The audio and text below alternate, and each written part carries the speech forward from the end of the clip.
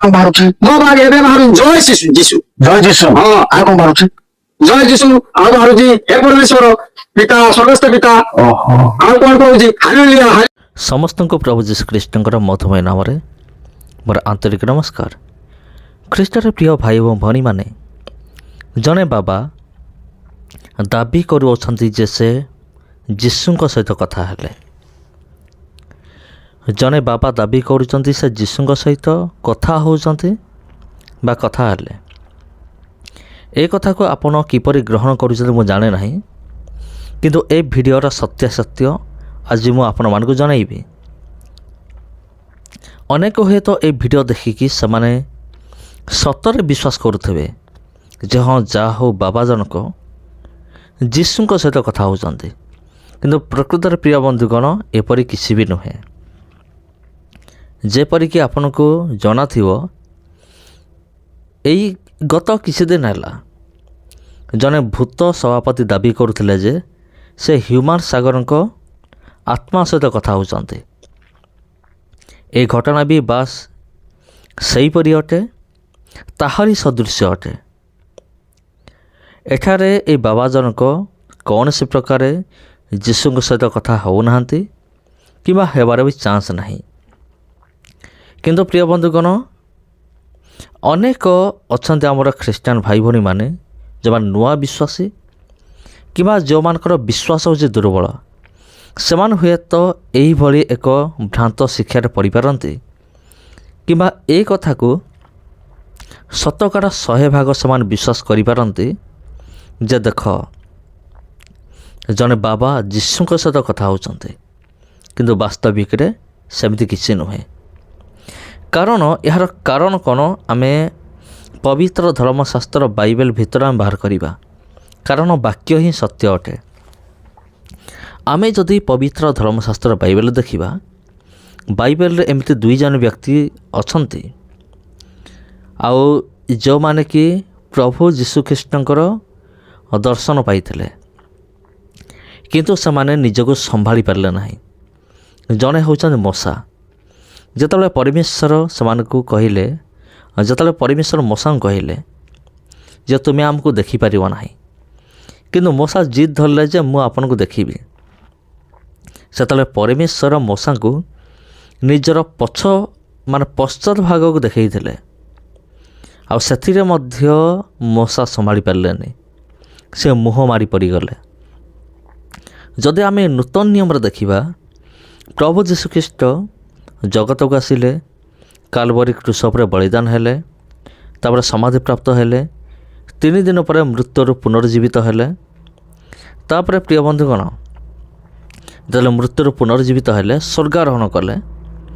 ତାପରେ ପରେ ଆମେ ଦେଖୁ ଶିଷ୍ୟମାନେ ସବୁ ଆତ୍ମିକ ଦାନ ପାଇଲେ। ସେମାନେ ସମସ୍ତେ ବିଭିନ୍ନ ଜାଗାକୁ ଯାଇକି ସୁସମାଚାର ପ୍ରସାର କରି ଆରମ୍ଭ କଲେ। ସେମାନଙ୍କ ମଧ୍ୟରୁ ସବୁଠାରୁ ସ୍ୱତନ୍ତ୍ର ଶିଷ୍ୟ ଥିଲେ ଯୋହନ। ଆଉ ଆପଣ ଜାଣନ୍ତି ପ୍ରଭୁ ଯୀଶୁଖ୍ରୀଷ୍ଟଙ୍କର ସବୁଠାରୁ ପ୍ରିୟ ଶିଷ୍ୟ ଥିଲେ ଯୋହନ। ଆଉ ଯଦି ଆମେ ଯୋହନଙ୍କର ଜୀବନ ଦେଖିବା, ଯୋହନ ପାତ୍ମସ ନାମକ ଦ୍ୱୀପରେ ତାଙ୍କୁ ଛଡ଼ା ହେଇଥିଲା, ଆଉ ସେଠାରେ ସେ ପ୍ରଭୁ ଯୀଶୁଙ୍କର ଦର୍ଶନ ଦେଖୁଛନ୍ତି।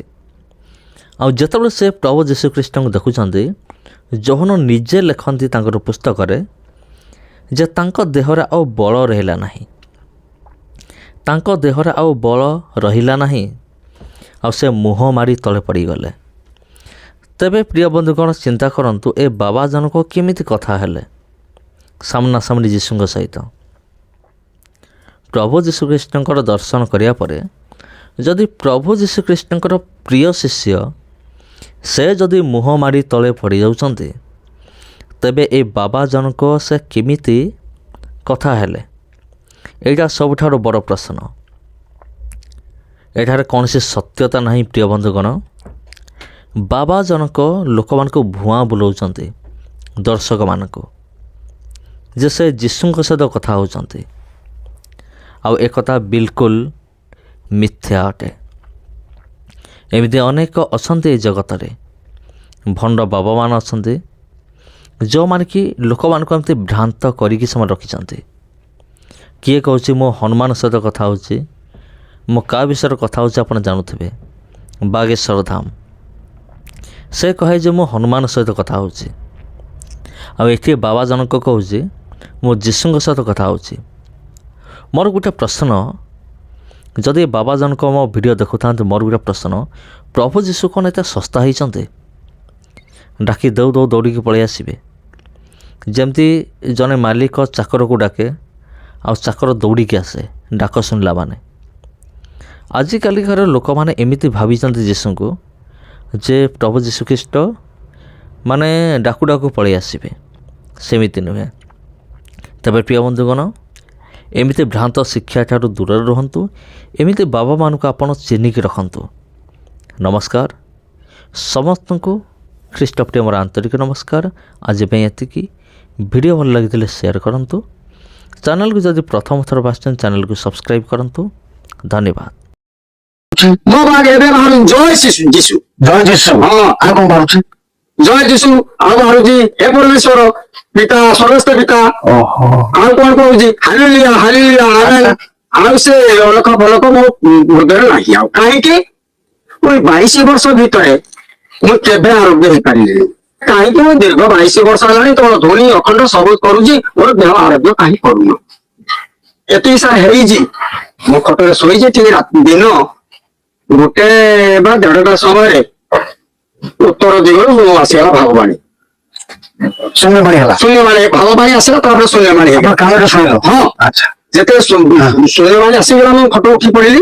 ଉଠି ପଡିକିରି ଏମିତି ବସିକିରି ବୋଇଲି, ହେ ଯୀଶୁ, ତୁଇ ଯଦି ସତ୍ୟ, ତୁଇ ଯଦି ପଥ ସତ୍ୟ, ମୋର ଏ ବିନା ବୋଲି ସବୁ ଦୂର କର।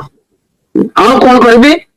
ତୁମକୁ ଡାକିବି, ତୁମ ନାମ ଭଜିବି, ଆଉ ଜପିବି, ଭଜିବି, ସାକ୍ଷ୍ୟ ଦେବି, ଭୁବନ ନେବି। ତ୍ରିବାର ସତ୍ୟ, ତ୍ରୟବାର ସତ୍ୟ ଯୀଶୁ ହାତ ବଢେଇଲେ ଆଜ୍ଞା କହିଲି ଯେମିତି ଏଠୁ ଆପଣ ସୁସ୍ଥ ହେଇଗଲ? ହଁ, ମୁଁ ପରିତ୍ରାଣ ପାଇଗଲି। ଧୀରେ ଧୀରେ ସୁସ୍ଥ ହେଲା, ବିନ୍ଧିଲାନି ହାତ ଗୁଡା। ତାପରେ କହିଲି କଣ, ରାତିରେ ଶୋଇଛି, ଜଣେ ଗଲା ଏ ବୃଦ୍ଧାଙ୍ଗୁଳିଟା ଧରିଦେଲା, ଚାପି ଦେଲା। ଆପଣଙ୍କର ରାତିରେ? ହଁ ରାତିରେ। ଆପଣ ଶୋଇଥିଲ? ହଁ ଶୋଇଥିଲି। ମୁଁ ଉଠି ପଡିଲି, ଉଠି ପଡି ଦେଖିଲି କିଏ ଚାପିଲା। ସେଠୁ ସେ ପରିଚୟ ଦେଲେ ଆଉ ଆମେ ଯୀଶୁ? ହଁ ଯୀଶୁ ଆଚ୍ଛା। ମୋ ପିତା ଯୀଶୁ ପରିଚୟ ଦେଲେ। ଦେଇକିରି ଏଇ ସରିଛି ଜାବୁଡି ଧଇଲେ। ତାପରେ ମୁଁ ଶୋଇଲି। ଶୋଇ ସାରିଛି, ମତେ କେତେ ଥର ସ୍ୱର୍ଗକୁ ନେଲେ।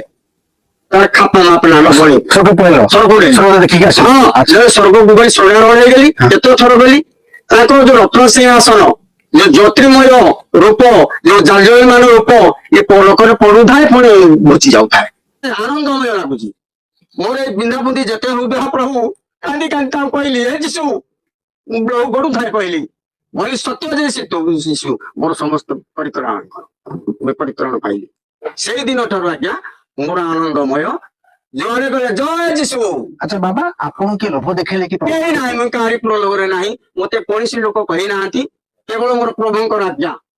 ଆଚ୍ଛା ବାବା, ମଲେ କଣ ସ୍ୱର୍ଗ ଯିବା ଆଶା ଅଛି? ହଁ, ଯାଇଛି, ଯିବି ନା ଆଉ। ଇଏ ଖ୍ରୀଷ୍ଟିଆନ ଥରେ ଯାଇଛି, ଆଉ ଥରେ ଯିବି, ନିଶ୍ଚୟ ଯିବି। ଖ୍ରୀଷ୍ଟିଆନ ଧର୍ମ ଲୋକମାନେ କହୁଛନ୍ତି, ଏ ବାଇବଲରେ ଲେଖା ବି ହେଇଛି, ଯୀଶୁଙ୍କୁ ଯେ ବିଶ୍ୱାସ କରିବ ସେ ସ୍ୱର୍ଗ ଯିବ। ହଁ, ଏ ସତ କଥା? ହଁ ସତ୍ୟ। ଆପଣ ସ୍ୱର୍ଗ ଯିବ ଆଶା ଅଛି? ଦେଖନ୍ତୁ